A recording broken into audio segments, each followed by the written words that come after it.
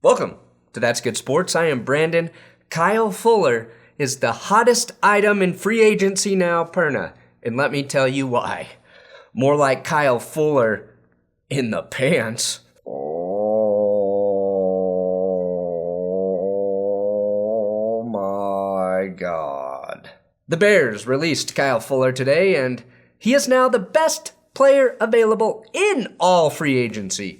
Chicago wanted him to take a significant pay cut on his $20 million salary, and he said, I'd rather cut off my fingers and play through it like JPP than take less money to stay on a team that thinks paying Andy Dalton $10 million versus any amount of money to any other quarterback is a smart move. To which Bears GM Ryan Pace said, a simple no would have sufficed, Kyle. So, where will Kyle Fuller land? And the Bears, who were technically a playoff team, are falling apart. Sorry, Chicago. That's good sports.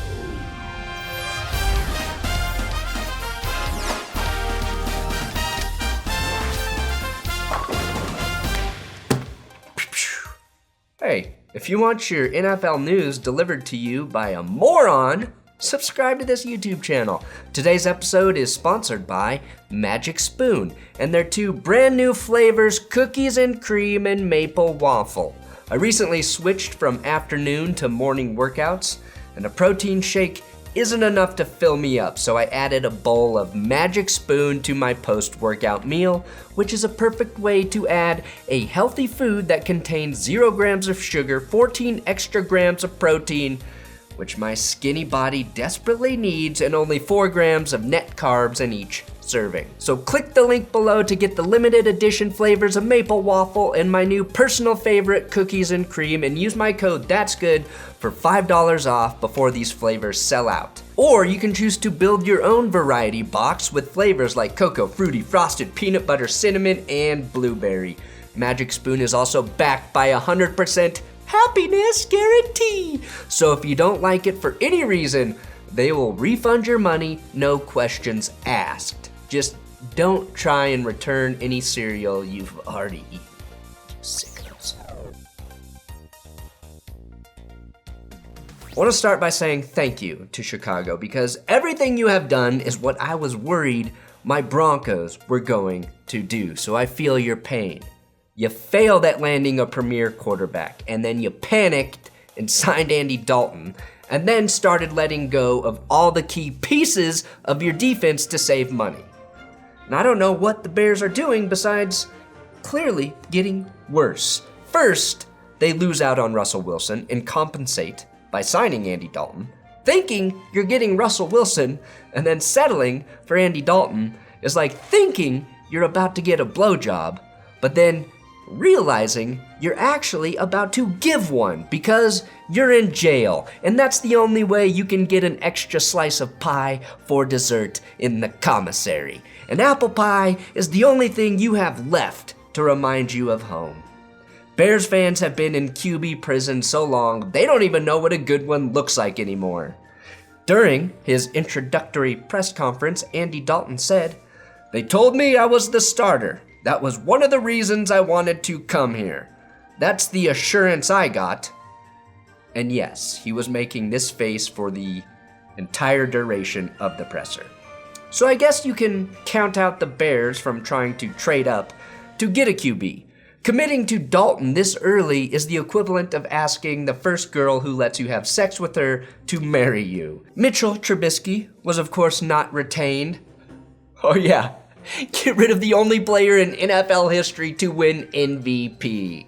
The guy who technically got you into the playoffs. Just so you can see a real contender swoop him up on the cheap in the Buffalo Bills, who will fix him just like they fixed Josh Allen and then trade him back to the Bears in 3 years with 2 rings on his fingers. Which will make his draft legacy look so much different when the only 2 things Deshaun Watson has close to his fingers are handcuffs. Now finally, they have allowed Akiem Hicks to seek a trade. One of the more prominent defensive linemen in the league, and the guy who finished second in MVP voting. Starting to see a trend here. Have you no respect for children's television programming, Ryan Pace? Now, I'm not sure how getting rid of 2 of your best defensive players helps you when your defense was primarily responsible for sneaking you into the playoffs. Not only that, you're ridding yourself of 2 fan favorites. Just because fans couldn't come to games last year doesn't mean you should give them no reason to come to games this year. It has been reported that Hicks and Fuller were the 2 players the Bears offered to the Seahawks in addition to draft picks to try and land Russell Wilson, which would have been hilarious to see Russell Wilson land in Chicago only to find out he has to try and compensate for another shitty defense. But basically, this is the Bears admitting they're going nowhere right now, which is crazy for a team that thought by getting Russell Wilson they could contend. They're cutting their losses early to save a little money now and attempt to rebuild, probably starting in this draft. Winning now isn't always the most important thing in the NFL, and something Chicago probably won't be doing soon. Their only mistake was signing Andy Dalton, who could actually give the Bears a chance to win 2 to 3 more games than they need to tank to get your next real QB. Dalton doesn't even realize right now that he's being used as a pawn for a tank. Just like Andy Dalton made my all-time top Redheads episode back in August, Kyle Fuller made my most underrated player on every team episode. This is what I said about Kyle Fuller when I didn't sound like a fucking frog. The defense took a big step back from 2018 to 2019, but I thought Kyle Fuller remained a bright spot at corner despite never knowing what to do with his hands. He's had 18 career picks over 5 seasons in Chicago and has had a couple of Pro Bowls and 1 All-Pro, but I think he gets forgotten because he's had 3 fucking brothers in the NFL, plus an underrated wide receiver also named Fuller. The confusion explains the lack of attention, and I propose that the other Fullers are renamed Emptier.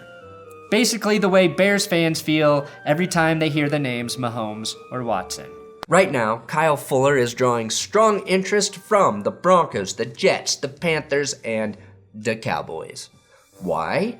Because he's very, very good at being Fuller in the pants.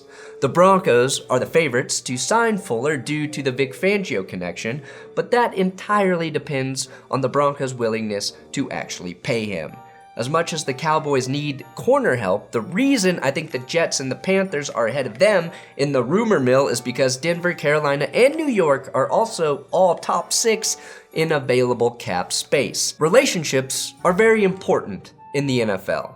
Probably why Kyle Van Noy just went back to New England, but I don't think Kyle Fuller is looking to take a discount right now. So my bet is Carolina or New York offers him the most money, as those 2 teams are spending bottom 7 on the corner position right now, and Fuller picks one of those 2 teams. Unless he also values relationships and remembers that he had his best season, a 7-pick season, with Vic Fangio, who helped turn him into a Pro Bowler. Now, Fuller only had 1 pick last season, but a lot of Bears defensive players' stats were down because their offense couldn't stay on the field until very late in the season. They played gassed basically all season. Plus, I think they started to feel the effects of not having Vic Fangio run the defense after his 2nd year being gone.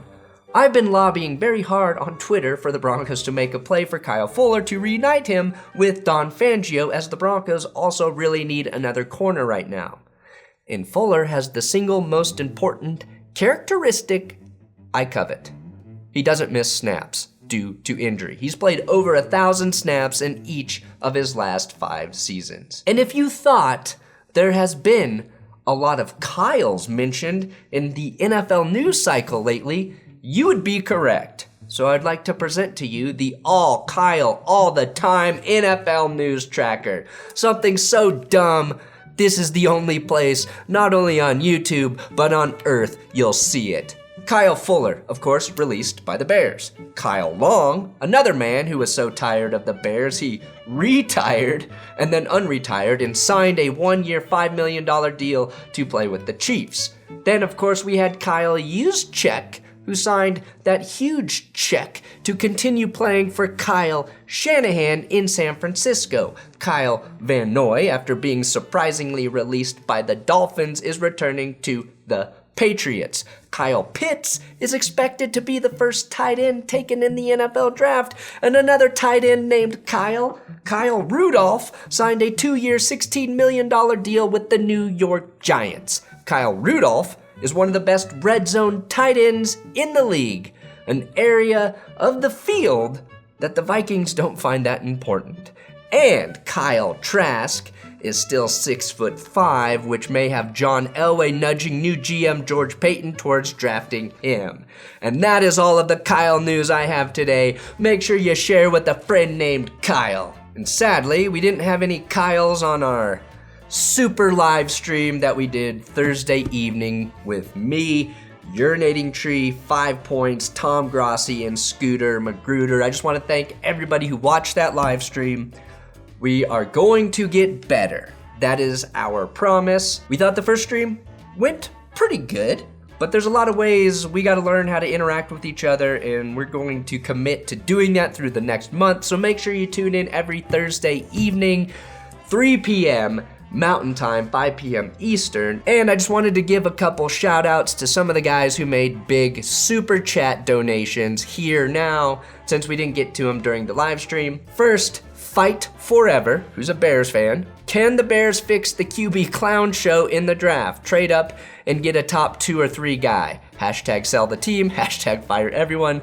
I don't think they've got the ammo to trade up, but you never know. Then we had Alex Deathrose, who just said, "Much love, my friend. Hope this helps," and gave me $125.69.